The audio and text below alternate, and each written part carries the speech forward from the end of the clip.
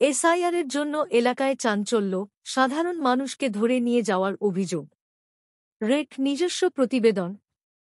গতকাল রাতে স্থানীয় এলাকায় হঠাৎ করেই পুলিশ ও প্রশাসনের একটি যৌথ দল অভিযান চালায়। অভিযোগ উঠেছে, এসআইআর স্পেশাল ইনভেস্টিগেশন রিপোর্ট তৈরির নামে বেশ কয়েকজন সাধারণ মানুষকে ধরে নিয়ে যাওয়া হয়েছে। স্থানীয় বাসিন্দাদের দাবি, কোনো ধরনের পূর্ব সতর্কতা বা নোটিশ ছাড়াই হঠাৎ অভিযান চালিয়ে লোকজনকে জিজ্ঞাসাবাদের জন্য নিয়ে যাওয়া হয়। এ ঘটনার পর এলাকা জুড়ে আতঙ্ক ও ক্ষোভের সৃষ্টি হয়েছে।